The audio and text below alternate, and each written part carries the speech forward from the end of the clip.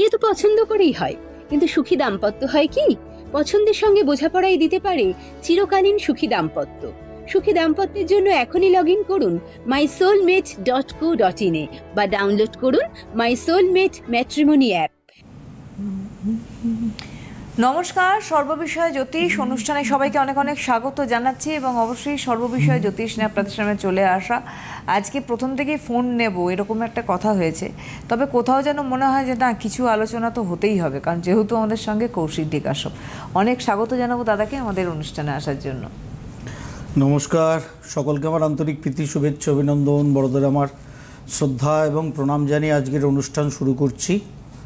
Operation সিন্দুরের সময় Nobel প্রাইজের জন্য বুভুক্ষু মিস্টার ডোনাল্ড ট্রাম্প বলেছিলেন ভারত আর পাকিস্তানের মধ্যেই কাশ্মীর নিয়ে সংঘাত নাকি 500,000 বছরের পুরনো। মানে আমরা ভারতবাসীরা সেটা শুনে যতটা না রাগ করেছিলাম তার থেকে বেশি বোধহয় প্রাণ খোলা হাসি হেসেছিলাম।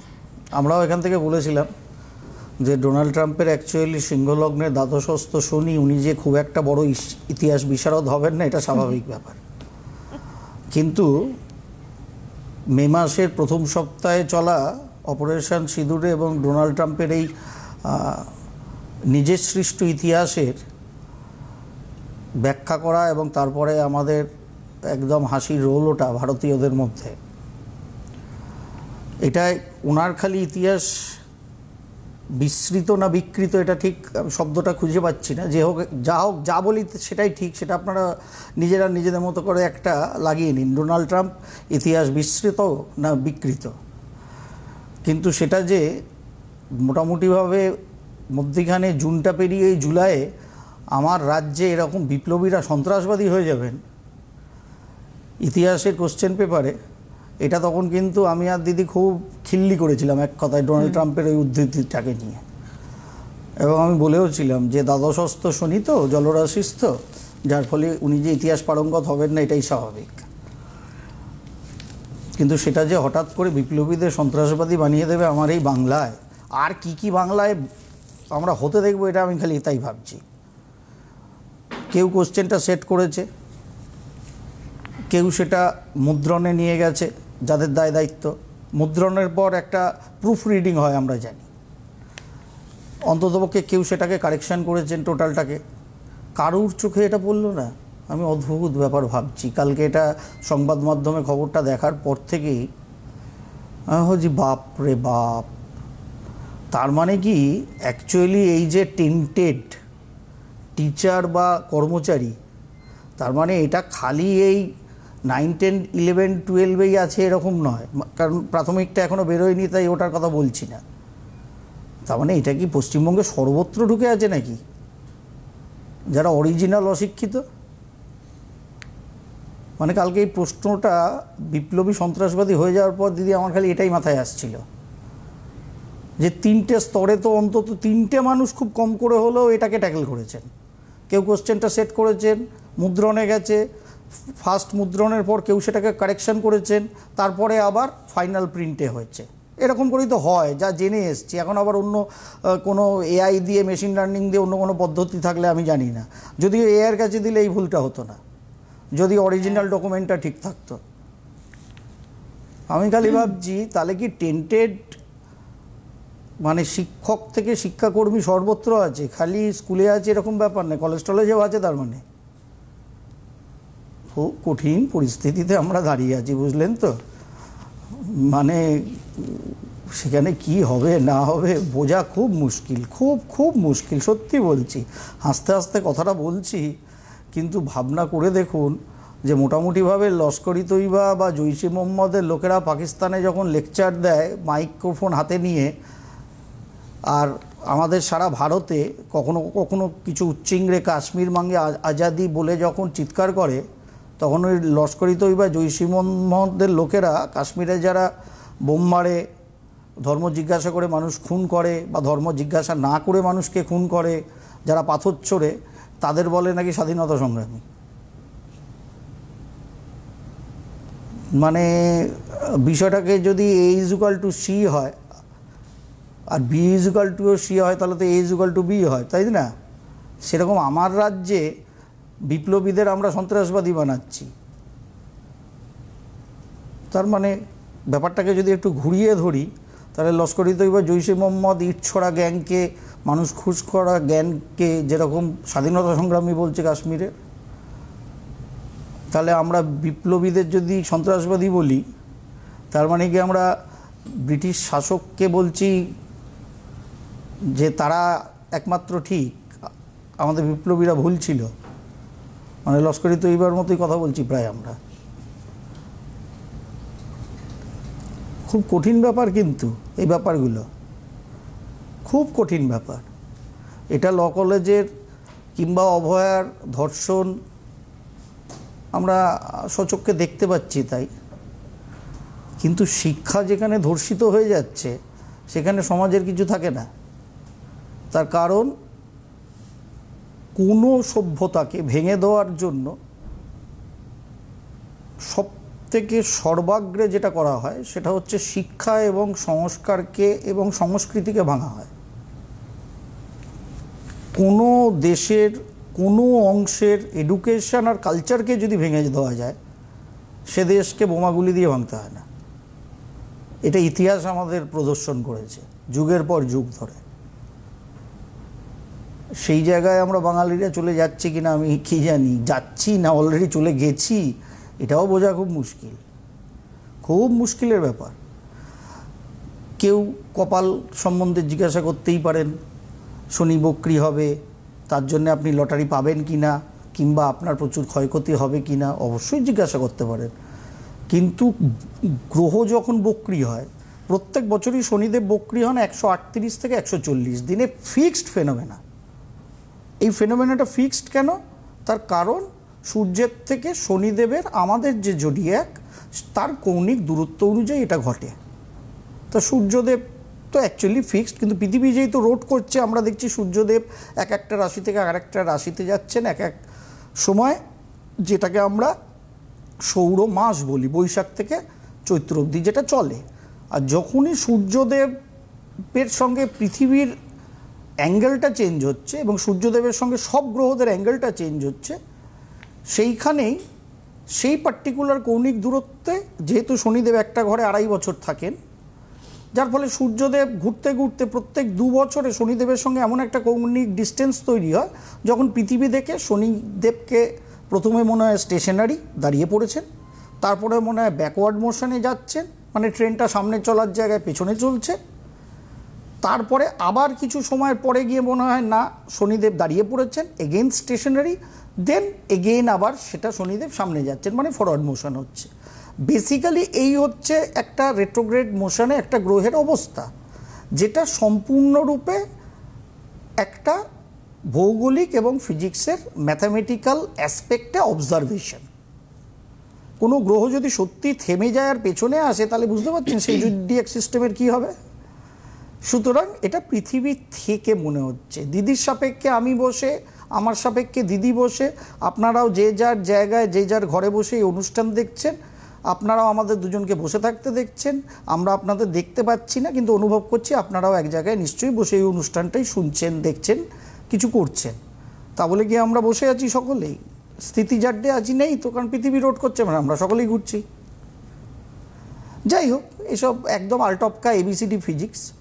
তার শনিদেবের রেট্রোগ্রেড মোশনটা বা যে কোনো গ্রহের রেট্রোগ্রেড মোশনটা actually astronomical point of view থেকে কৌণিক দূরত্ব সানের সঙ্গে যেরকম তৈরি হয়, পৃথিবীর অ্যাসপেক্টে সেই গ্রহটাকে প্রথমে থেমে যেতে দেখা যায়, তারপরে ব্যাকওয়ার্ড মোশনে মনে হয়, তারপরে আবার থামে সেই গ্রহটি, তারপরে আবার ফরওয়ার্ড মোশনে যায়। এ বেসিক কনসেপ্ট। এবারে যখনই কোনো গ্রহ বক্রি হয়, সাধারণভাবে সেই গ্রহের কিন্তু বলবত্তা বৃদ্ধি পায়। সেই গ্রহ যে রাশিস্থ ঘরে বসে আছে, তার কারকতা যা আছে, আমরা জানি পার্টিকুলার সব গ্রহেরই ভিন্ন ভিন্ন কারকতা আছে, সেই কারকতাটা সেই রাশির ঘরকেন্দ্রিক অ্যাঙ্গেল থেকে বৃদ্ধিপ্রাপ্ত হয়। তো শনিদেব এখন মীন রাশির গৃহে বসে আছেন, বক্র হবেন 13 তারিখ থেকে, 138 দিনের জন্য এবার হবেন। সুতরাং নভেম্বর মাসে ফার্স্ট উইক অবধি শনিদেব বক্র থাকবেন এই বছর 2025-এ। তা এই 138 দিনে এমন একটা অবস্থার পরিপ্রেক্ষিত তৈরি হয়ে আছে জোডিয়াক সাইনে, যেহেতু বর্তমানে মঙ্গল কেতু একত্রিত সিংহ রাশিতে এবং মঙ্গলের অষ্টম দৃষ্টি সেই শনিদেবের উপরে আছে। এতদিন শনিদেব কিন্তু নর্মাল মোশনে ছিলেন, সুতরাং তার যা কাজকর্ম সেটা নর্মাল একটা মোশন ভিত্তিক তার এফেক্টিভিটি চলছিল। মঙ্গল দৃষ্টি দিচ্ছেন, শনিদেব খুব বেশি ফঁস করতে পারছিলেন না, কারণ একই জলরাশিস্থ, তার মধ্যে অত্যাধিক যে মানে তাকে রিট্যালিয়েট করবেন শনিদেব মঙ্গলদেবের দৃষ্টিকে, সেটা কিন্তু করতে পারছিলেন না। এবার যখনই 13 তারিখ থেকে শনিদেব বক্র হবেন, এবার কিন্তু মঙ্গলদেবকে উনি অ্যাকচুয়ালি যুদ্ধের ভাষাটাই মাথায় চলে এলো, যেহেতু চতুর্দিকে যুদ্ধের বারুদের গন্ধ, তাই রিট্যালিয়েশন কথাটা বললাম, মানে তাকে প্রতিরোধ করা শুরু করবেন। যখনই শনিদেব বক্রী হবেন, তার মধ্যে বাস্তবিকভাবে আপাতভাবে যেটা শুরু হবে সেটা হচ্ছে মঙ্গল যে আমার ওপরে দৃষ্টি ফেলে আমাকে সমস্যা তৈরি করার চেষ্টা করছে, তার এগেনস্টে চেষ্টা করা শুরু করবে যে সেইটাকে প্রতিরোধ করার। যখনই শনিদেব এটা শুরু করবেন এই 13 তারিখ থেকে, এবং অদ্ভুত ঘটনা সিংহ রাশির ঘরে ক্রমাগত ঘটছে, সেটা হচ্ছে মঙ্গলদেব এবং কেতুদেব পারস্পরিক কিন্তু নিজেদের কাছাকাছি আসছেন।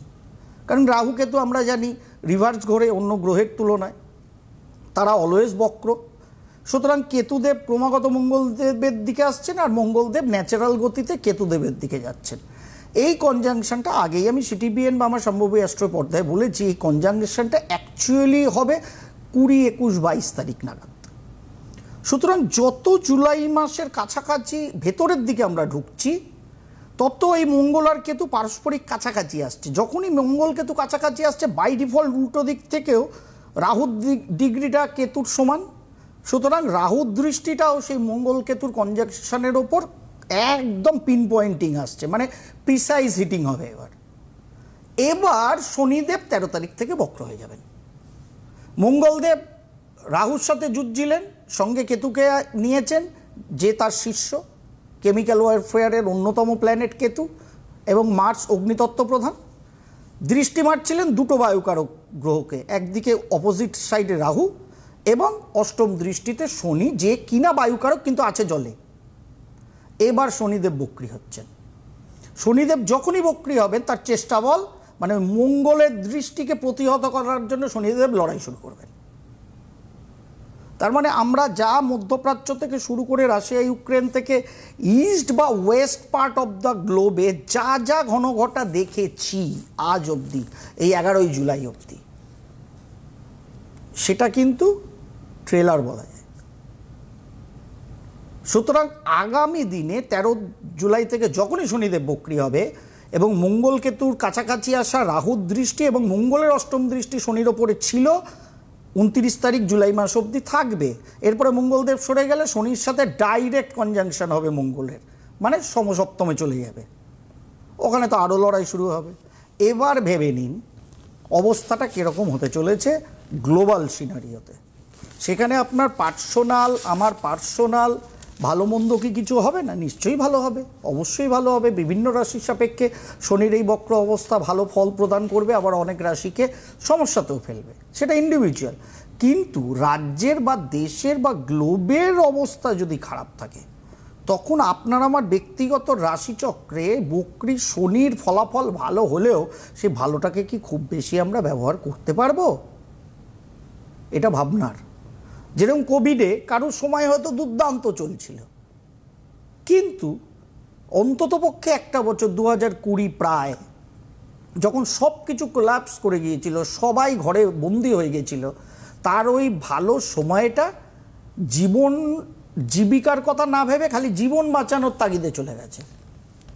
সুতরাং ভালো মন্দ সময় নির্ভর করে স্থান, কাল, পাত্র, পরিবেশ, পরিস্থিতি অনুযায়ী, যার ফলে জ্যোতিষশাস্ত্র একমাত্র শাস্ত্র অলওয়েজ বলে ভালো মন্দের বিচার করতে হবে আমরা কোন জায়গায়, কোন অবস্থায়, কোন পরিপ্রেক্ষিতে রিয়্যাক্ট করছি। চোখ বাঁধা কোনো নিয়ম জ্যোতিষশাস্ত্রের মহর্ষিরা যবের থেকে রচনা করে গেছেন তবের থেকে ছিল না, আজও নেই, আজও নেই। সুতরাং এটাকে আমাদের মাথায় রেখে চলতে হবে, কারণ সামনে ন্যাচারাল ক্যালামিটিস থেকে যুদ্ধ বিগ্রহের আবার রিঅকারেন্স তৈরি হওয়া, ভয়ঙ্কর অবস্থা। যতক্ষণ না সামনের বিশ্বকর্মা পুজো, মানে সেপ্টেম্বর মাসের মিডল অবধি আমরা পৌঁছাচ্ছি, ততক্ষণ অবধি কিন্তু থিতু অবস্থা হওয়ার কোনো পরিবেশ পরিস্থিতি নেই, একদম নেই। এটাকে আমাদের মাথায় রেখে কিন্তু চলতে হবে।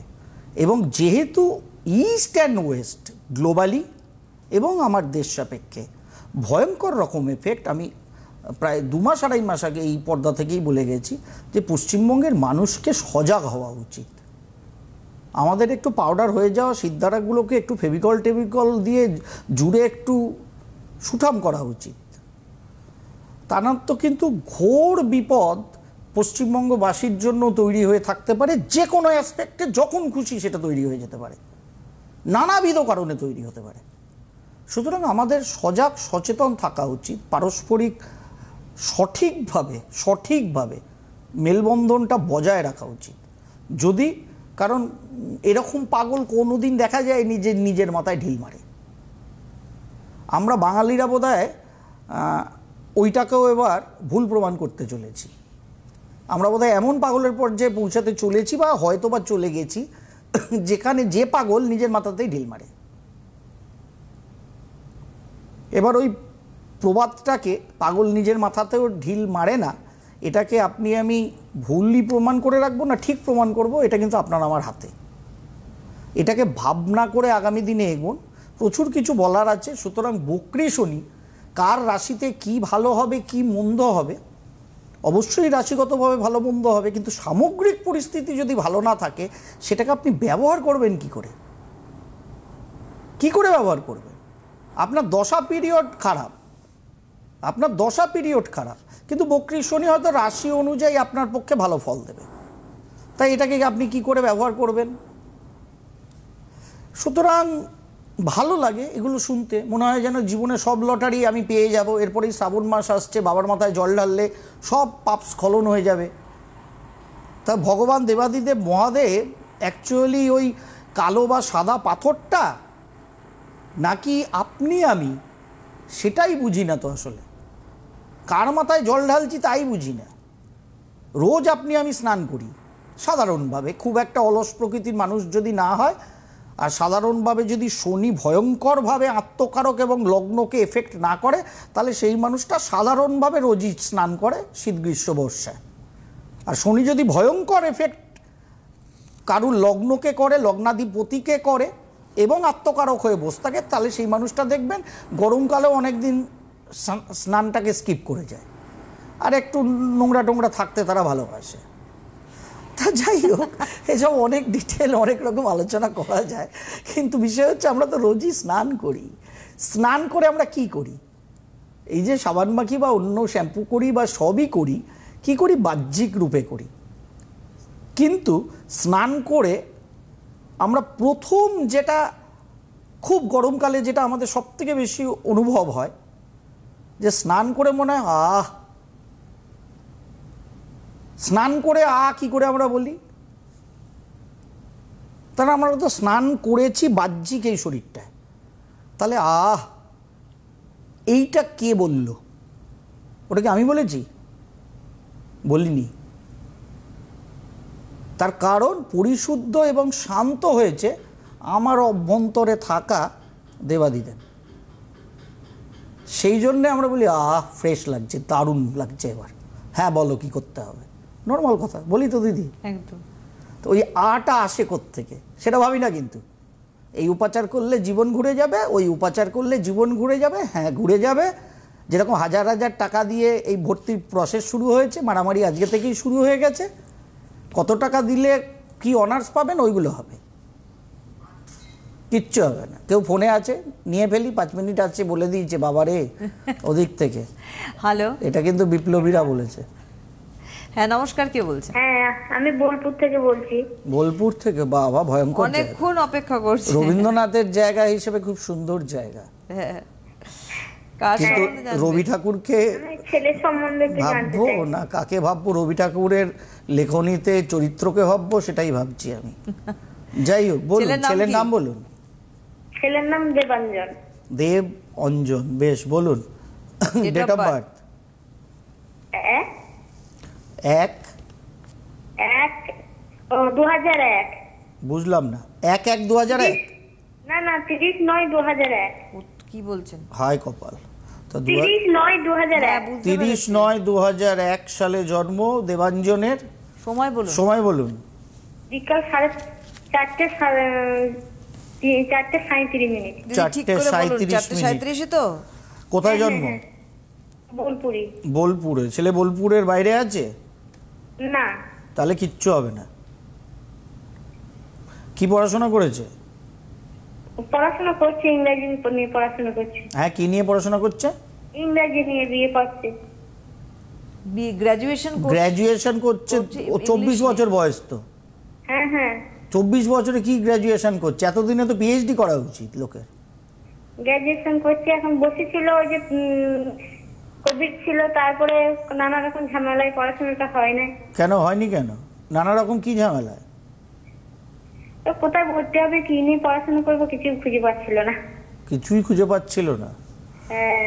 ভালো, তাহলে পড়াশোনাটা ভালো করে করতে বলুন। 7.5 ওকে আর কি দুমড়ে মুচড়ে দিয়েছে, চরম অলস বানিয়ে আলটিমেট যা করার করে দিয়েছে।